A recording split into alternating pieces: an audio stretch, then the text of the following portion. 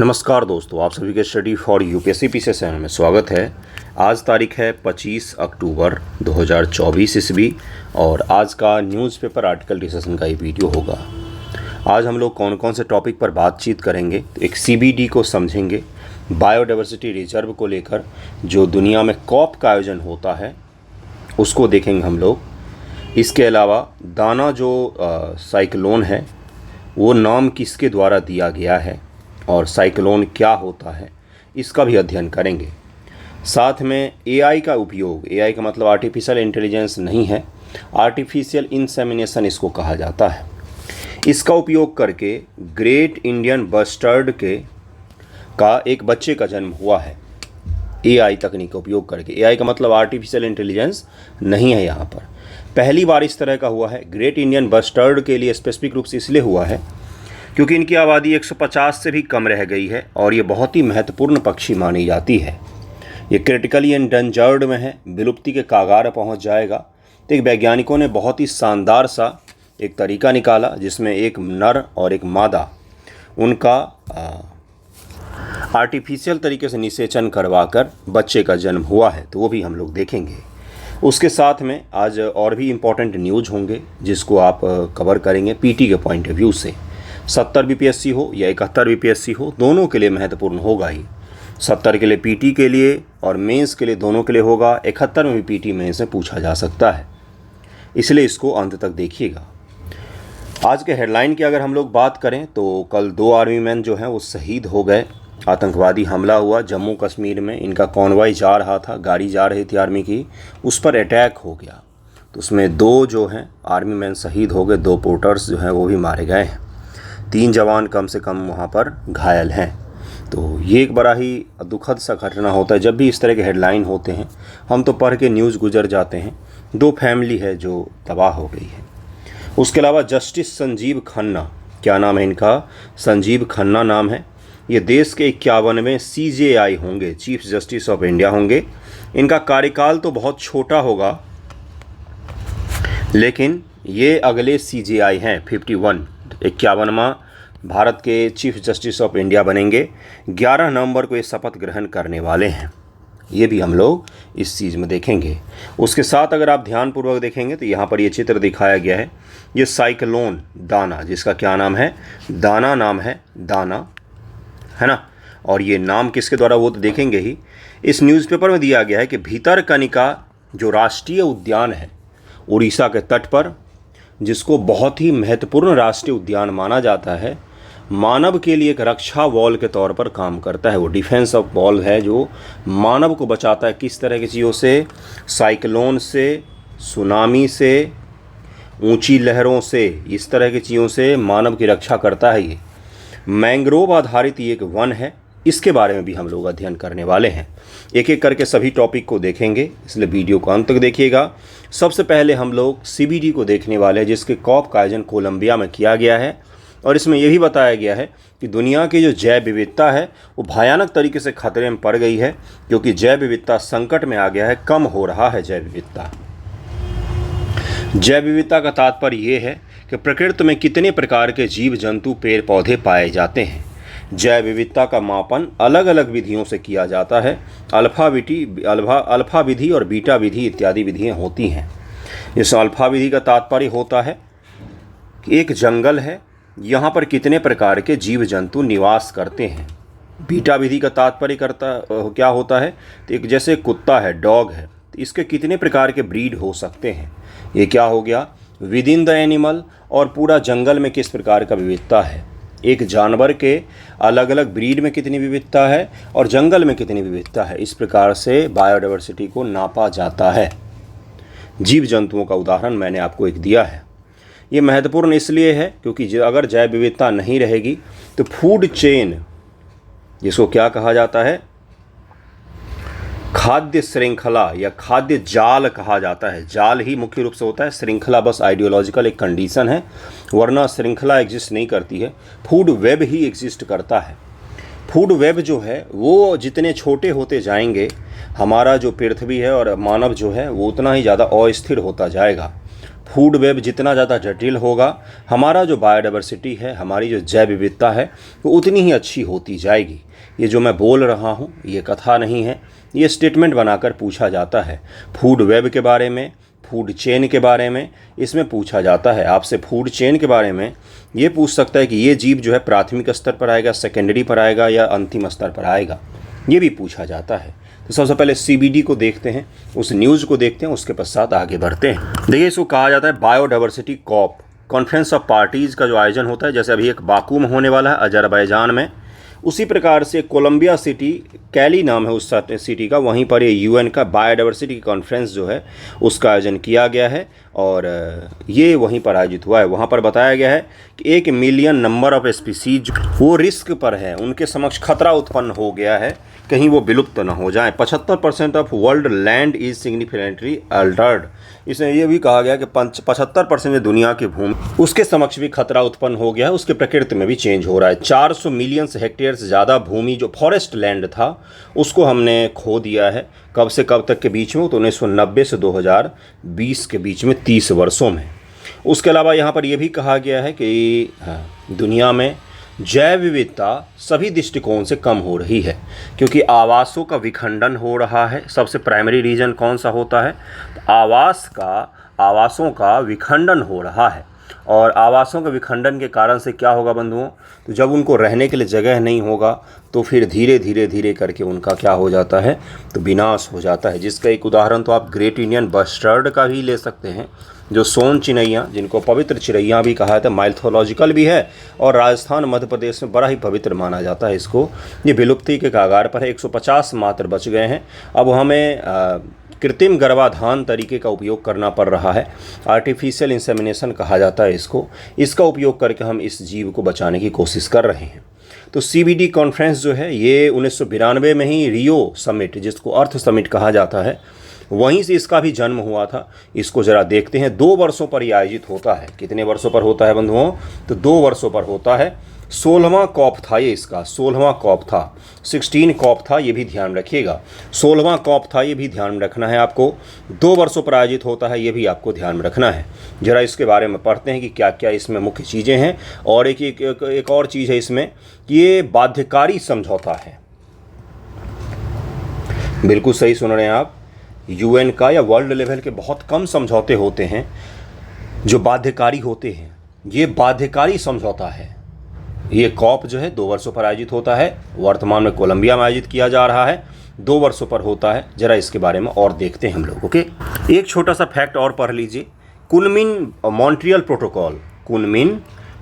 Protocol में ये कहा गया था कि दुनिया के सभी देश जो हैं, जो इसमें हिस्सा ले रहे हैं, वो सभी अपने यहाँ पर एक प्लान को लागू करेंगे जिसके तहत में बायोडाइवर्सिटी का संरक्षण किया जा सके। तो national biodiversity strategic and action plan ये 2015 में भारत सरकार के द्वारा अपनाया गया था, जिसको क्या कहा जाता है? NBSAP, यानी कि national biodiversity strategic action plan. ये 2015 में भारत सरकार ने अपना लिया था कुनमिन मॉन्ट्रियल प्रोटोकॉल के अनुसार। ये भी ध्यान रखिएगा। और ये समझौता बाध्यकारी होता है, ये भी आपको पता होना चाहिए। और दुनिया भर में बहुत सारे देश हैं जो इस चीज़ पर काम कर रहे हैं। लेकिन एक और संगठन है जिसको कहा जाता है यूनेस्को। थोड़ा सा और डिटेल में चलते हैं। इसका एक प्रोग्राम है मैप प्रोग्राम के तहत में भारत में भी 10 जगहों को संरक्षित करने के लिए यूनेस्को की लिस्ट में शामिल किया गया है। मैप प्रोग्राम जो है ये 1972 के आसपास में शुरू किया गया था। अगर मैं ईयर में गलत हूँ तो आप मुझे करेक्ट प्लीज़ कर दीजिएगा। जैसे कल मैंने बोल दिया था राक्षसी तांगरी का युद्ध 1575, जबकि 1565 में हुआ था। कई सारे बच्चों ने कमेंट किया है, तो वो मैं सुधार कर रहा हूँ।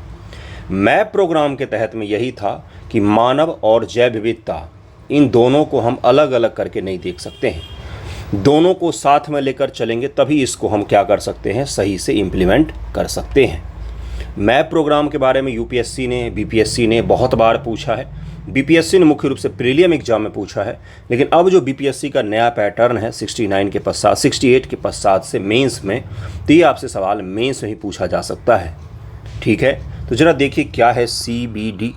इसको कहा जाता है CBD कॉप 16, 21 अक्टूबर से 1 नवंबर 2024 तक कैली कोलंबिया, ये यहाँ पर आयोजित किया गया है। और ये 16वां कॉन्फ्रेंस था। 16वां था, तो ये भी ध्यान रखना है आपको। थीम क्या था? तो peace with nature, peace with nature, शांति किसके साथ? प्रकृति के साथ, प्रकृति के साथ शांति, इस तरह से कह सकते हैं आप। First biodiversity COP since the adoption of Kunming Montreal global biodiversity framework COP 15 in December 2020। COP 15 के जो हुआ था, कब हुआ था? 2020 में, दिसंबर 2022 में, दिसंबर 2022 में उसमें कुनमिंग मॉन्ट्रियल प्रोटोकॉल को एडॉप्ट किया गया था, एडॉप्ट किया गया था, ये ध्यान रखना है। और इसके पश्चात ये पहला कॉप आयोजित हो रहा है।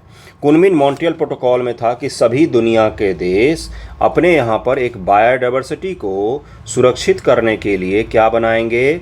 तो एक एक्शन प्लान बनाएंगे। और उसी एक्शन प्लान को मैंने थोड़ी देर पहले आपको समझाया कि भारत सरकार ने बनाया इसको, और इम्प्लीमेंट भी कर रही है भारत सरकार, ताकि हमारे यहाँ पर जैव विविधता को सुरक्षित किया जा सके। दुनिया के सबसे समृद्ध जैव विविधता वाले देशों में भारत का भी नाम आता है, वो किसी और दिन अध्ययन कर लेंगे हम लोग।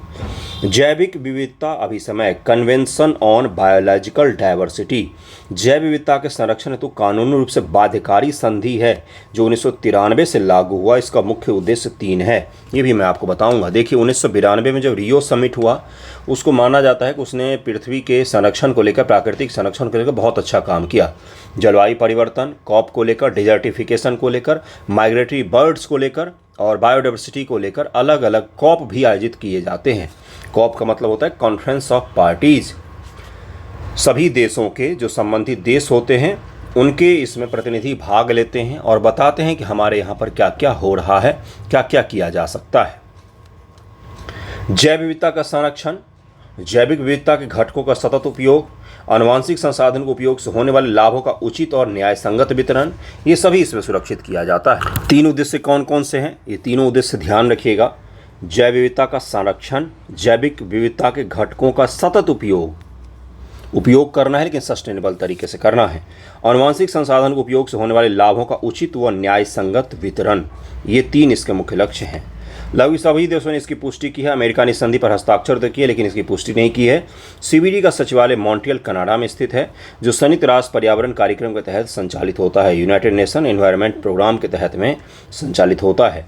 जैविक विविधता विषय के तहत पार्टियां या देश, कॉप का मतलब क्या होता है? कॉन्फ्रेंस ऑफ कंट्री होता है दरअसल में, लेकिन इसको अलग शब्द दे दिया, कॉन्फ्रेंस ऑफ पार्टीज, तो COP कहा जाता है। ओके, नियमित अंतराल पर मिलती है। इन बैठकों में कॉन्फ्रेंस ऑफ पार्टीज कहा जाता है। वर्ष 2000 में जैव सुरक्षा पर एक पूरक समझौते के रूप में कार्टेजेना प्रोटोकॉल, कौन सा एग्जाम होता है यार? CAPF का होता है ना, CAPF का एग्जाम UPSC जो लेती है, उसका पेपर उठाकर देखिएगा। 2020 ईस्वी का, 20 का ही है आई थिंक, देखिएगा उसमें आपको दिख जाएगा क्या? तो कार्टेजेना प्रोटोकॉल।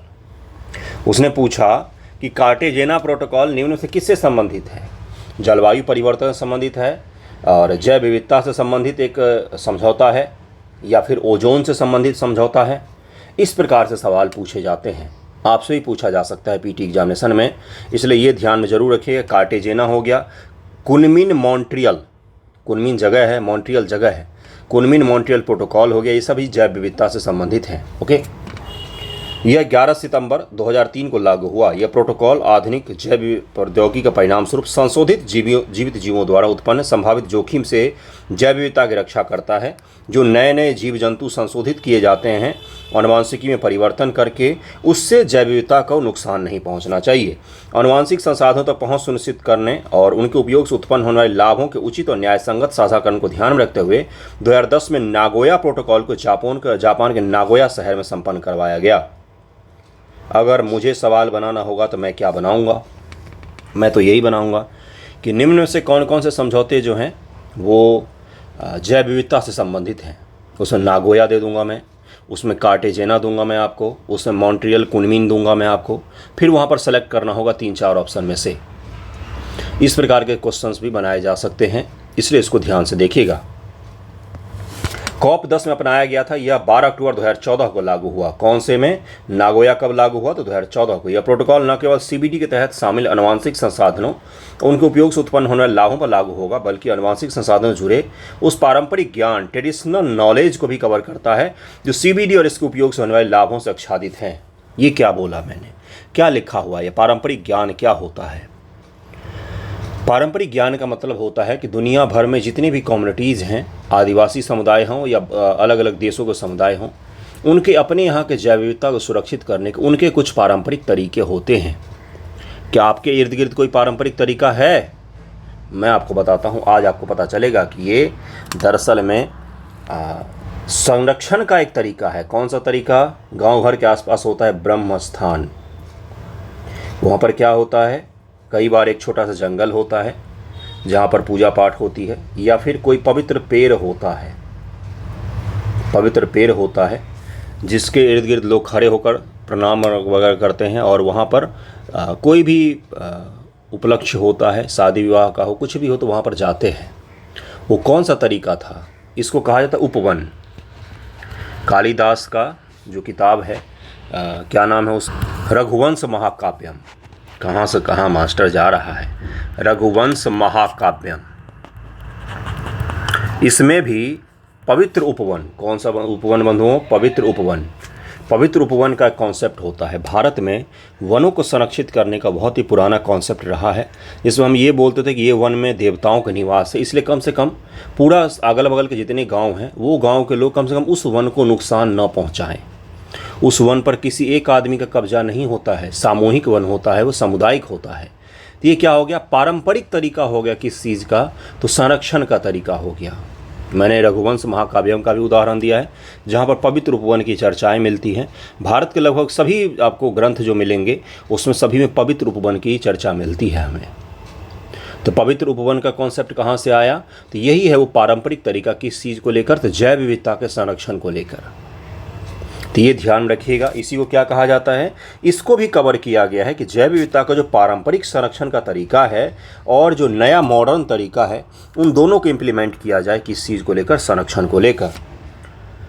और कहाँ बताया गया है आपको इस तरह की चीज़ें? COP10 मानवांशिक संसाधनों पर नागोया प्रोटोकॉल को अपनाने के साथ जैव विविधता को बचाने हेतु सभी देशों द्वारा कार्रवाई के लिए 10 वर्ष की रूपरेखा को भी अपनाया गया है। 2010 में नागोया में CBD की कॉन्फ्रेंस ऑफ पार्टीज़ में वर्ष 2011 से 2020 हेतु जैव विविधता के लिए रणनीतिक योजना को अपनाया गया। इससे पहली बार विषय विशिष्ट 20 जैव विविधता लक्ष्यों, जिन्हें आईची जैव विविधता लक्ष्य के रूप में जाना जाता, अपनाया गया था। आईची जैव विविधता का लक्ष्य, इसके जितने भी लक्ष्य होते हैं UPSC के पेपर के लिए हमें कंठस्थ करना पड़ता था उस चीज़ को, क्योंकि एग्ज़ाम में अगर कुछ नहीं आ रहा है, मैं आपको एक ट्रिक बताता हूँ। अगर पर्यावरण से या इस तरह के चीज़ों से, इकोलॉजी से जुड़ा हुआ क्वेश्चन आता है और अगर आपको कुछ भी याद नहीं आ रहा है, तो कम से कम आप SDG रैंक के SDG के सारे लक्ष्य और आईची के सारे लक्ष्य लिख कर जाइए और वहाँ पर इसकी चर्चा करते हुए थोड़ा बहुत लिख दीजिए, आपको मार्क्स मिल जाता है। ये शॉर्ट तरीका होता है क्योंकि क्वेश्चन छूटना नहीं चाहिए मेंस एग्जामिनेशन में। तो बड़ा ही इंपॉर्टेंट तरीका होता था। आईची लक्ष्य को याद करना पड़ता था हमें। आप भी कोशिश कीजिएगा कि आपको याद नहीं करना है, लेकिन पता होना चाहिए कि आईची लक्ष्य किससे जुड़ा हुआ है। तो जैव विविधता के संरक्षण जुड़ा हुआ है। भारत में CBD के प्रावधान को प्रभावी बनाने तो 2002 में जैविक विविधता अधिनियम अधिनियमित किया गया था, 2002 में बनाया गया था। तो ये था CBD को समझाया मैंने। आई होप आपको समझ में आएगा। बहुत ही अच्छे तरीके से मैंने बताया है, बहुत ही अच्छे तरीके से बताया है। नेक्स्ट टॉपिक पर चलते हैं। अगला टॉपिक देखिए क्या है। अगला टॉपिक है कि भारत के अगले CJI कौन होंगे? तो जस्टिस संजीव खन्ना होंगे। 51वें CJI होंगे। ये 51वें CJI होंगे और 11 नवंबर को ये क्या लेंगे? शपथ ग्रहण करेंगे। आपसे एक सवाल पूछता हूँ मैं।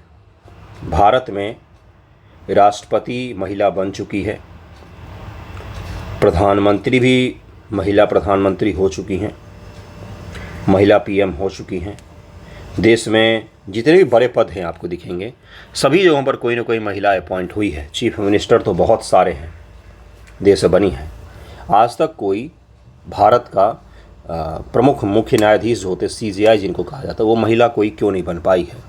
उम्मीद किया जा रहा है कि जस्टिस नागरत्ना जो हैं वो बन सकती हैं भारत की अगली महिला CJI, पहली महिला CJI, लेकिन अभी तक क्यों नहीं बन पाए, इसका कारण जरा कोशिश कीजिएगा कि लिखें।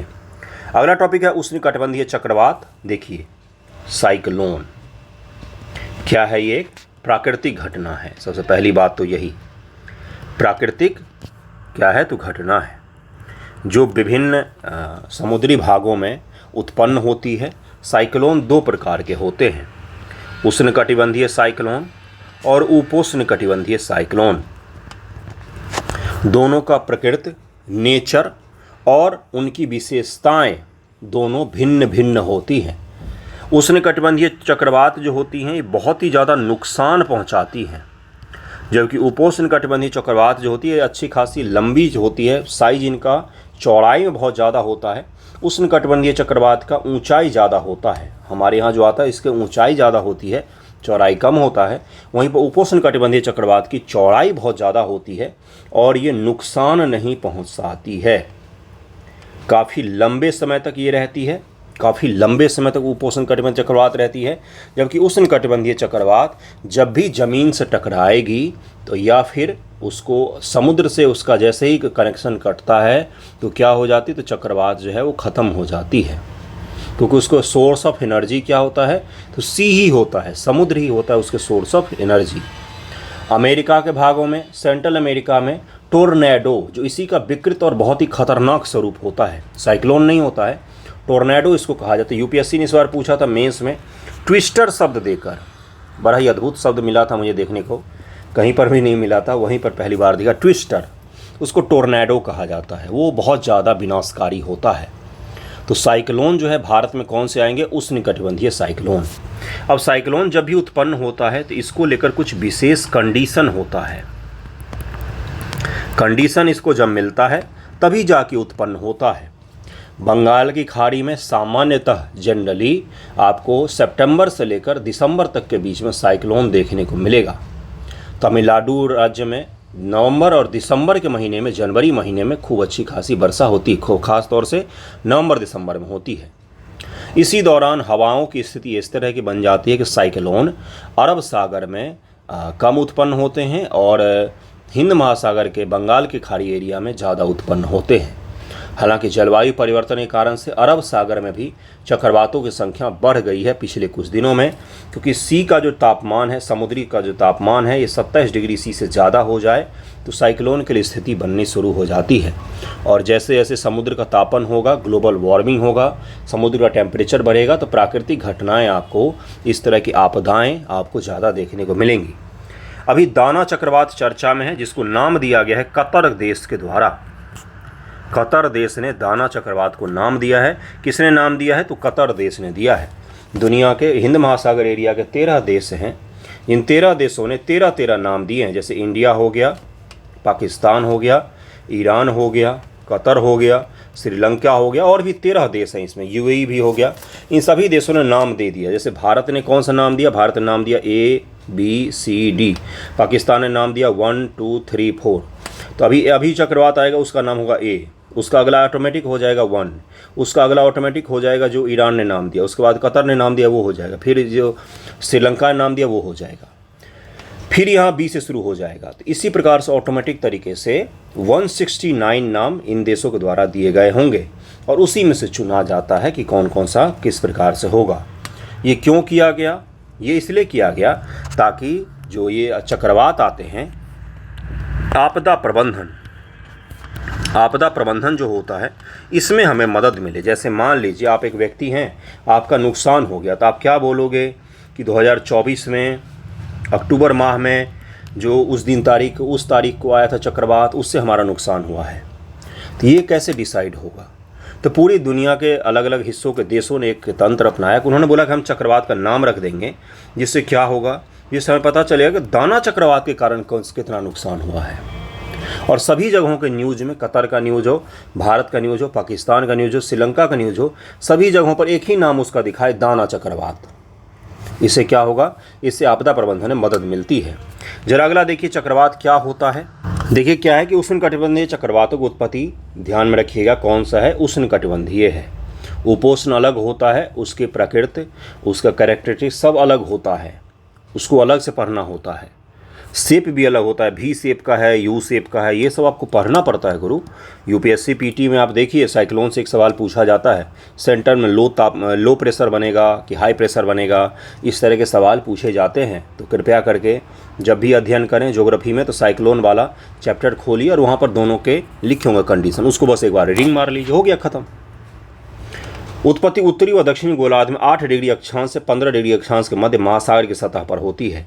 ये विध्वंसक प्राकृतिक आपदा माने जाते हैं। हिंद महासागर में चक्रवात, चीन सागर में टाइफून, जापान में टाइफू, पश्चिमी ऑस्ट्रेलिया में विलबिरीज, कैरिबियन सागर में हरिकेन इनको कहा जाता है। उत्तरी हिंद महासागर, बंगाल की खाड़ी, अरब सागर इन चक्रवातों की उत्पत्ति की औसत वार्षिक आवृत्ति लगभग 5 है। मतलब कम से कम 5 चक्रवात तो साल में भारत को देखने ही पड़ते हैं। और चक्रवात हमेशा खराब ही नहीं होता है, सही भी तो होता है। वर्षा की भी तो प्राप्ति होती है। उड़ीसा के कई सारे हिस्सों में वर्षा की भी तो प्राप्ति होगी, बिहार पर भी प्रभाव पड़ेगा और वहाँ पर भी हवाएं तेज चल सकती हैं। तो अलग अलग इलाकों में ये विकसित होती हैं। इनके विकसित होने की संभावना मई, जून तथा अक्टूबर, नवंबर के दौरान सर्वाधिक होती है। ये भी आपको ध्यान में रखना है। अरब सागर की अपेक्षा बंगाल की खाड़ी में अधिक चक्रवात विकसित होते हैं। विशेषज्ञों के अनुसार बंगाल की खाड़ी और अरब सागरी में 4.1 का अनुपात होता है, यानी कि बंगाल की खाड़ी में 4 आएगा तो अरब सागर में 1 आएगा। लेकिन ये सारे अनुपात धरे के धरे रह गए हैं वैज्ञानिकों के पिछले कुछ वर्षों में, जब उन्होंने देखा है कि जलवायु परिवर्तन के कारण से और ग्लोबल वार्मिंग के कारण से, शब्दों को सही से उपयोग कीजिएगा बोलते लिखते दोनों समय, जलवायु परिवर्तन और ग्लोबल वार्मिंग के कारण से क्या हो रहा है, तो समुद्र में जिन जगहों पर चक्रवात नहीं बनना चाहिए तो वहाँ पर भी बराबर बनते देखे जाते हैं। और ये वैज्ञानिकों की समझ से परे हो गया है, नहीं समझ में आता है। आपको तो कई सारे पुराने किताबों में ये भी दिखा मिलेगा कि किसी भी देश के पूर्वी तट पर चक्रवात आते हैं। ये अब गलत हो गया है कॉन्सेप्ट। पहले ऐसा होता था, अब तो पश्चिमी तट पर भी चक्रवात आते हैं, है ना। चक्रवात के केंद्र की तरफ चलने वाली वायु की गति के आधार पर विश्व मौसम विभाग ने चक्रवातों को निम्न अनुसार वर्गीकृत किया है। लो प्रेशर एरिया 17 नॉट से कम, 31 किलोमीटर प्रति घंटा से कम की अगर रफ्तार से चल रही है तो वो होता है। एक होता है डिप्रेशन 17 से 37, डीप डिप्रेशन इसको 28 से 33 यानी 50 से 61 किलोमीटर प्रति घंटा होता है। साइक्लोक स्ट्रोम कहा जाता है 62 से 88 किलोमीटर प्रति घंटा। सीवर साइक्लोन स्ट्रोम कहा जाता है, ये 89 से 170 किलोमीटर प्रति घंटा। उसका से वेरी सीवर आता है जिसमें 118 से 146 किलोमीटर प्रति घंटा की रफ्तार से हवाएं चलती हैं। अगर आपको ये ऐसा लग रहा हो तो कृपया करके कभी बिना हेलमेट के गाड़ी को 80 के स्पीड में भगा कर देखिए, बाइक का आपको पता चल जाएगा। वैसे नहीं करना चाहिए, बहुत ही खतरनाक होता है। एक्सट्रीमली सीवर साइक्लोनिक स्टॉर्म ये 167 से 221 किलोमीटर और सुपर साइक्लोन जो होता है वो 220 किलोमीटर प्रति घंटा से ज़्यादा की हवाएं चलती हैं। जो अमेरिका में अभी हमने देखा, हैमिल्टन करके एक तूफान था ना जो आया था, जिसको सुपर साइक्लोन कहा जाता है। सुपर साइक्लोन कहा जाता है क्योंकि वहाँ पर 250 किलोमीटर पर आवर की रफ्तार से हवाएं चल रही थी। सुपर साइक्लोन क्या होता है, एक्सट्रीमली सीवर साइक्लोन क्या होता है, इसको ध्यान में जरूर रखिएगा, ये पूछा जा सकता है आपसे। उष्णकटिबंधीय चक्रवात की ऊर्जा की प्राप्ति संघनन के दौरान निष्कासित होने वाली ऊष्मा से होती है। संघनन के समय ऊष्मा का अधिक मात्रा में निष्कर्षण से के लिए वायुमंडल की आर्द्रता का अधिक होना आवश्यक है। उत्तरी गोलार्ध में इनकी दिशा वामावर्त काउंटर क्लॉकवाइज होती है। उत्तरी गोलार्ध में क्या हो गया, काउंटर क्लॉकवाइज। तो आप इसको कर सकते हैं कि इस तरफ से होती है, और दक्षिणी गोलार्ध में किस तरह से होता है तो इस तरह से होती है, क्लॉकवाइज होता है।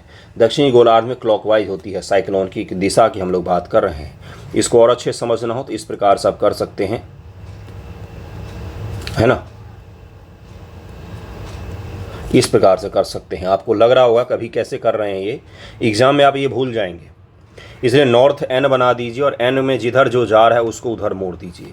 साउथ में एस बना दीजिए साउदर्न के लिए, और एस को जिस तरफ जा रहा है उस तरफ मोड़ दीजिए। तो ये हो गया ना क्लॉकवाइज एंटी क्लॉकवाइज।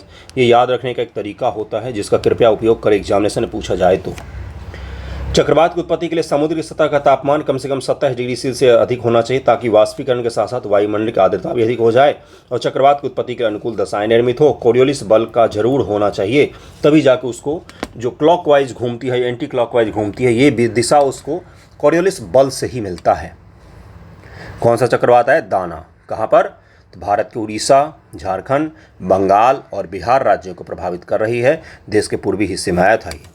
अगला टॉपिक है आप ग्रेट इंडियन बस्टर्ड का आर्टिफिशियल इंसेमिनेशन करवाया गया, उसका जन्म हुआ है। देख सकते हैं छोटा सा चूजा है, कितना सुंदर सा लग रहा है।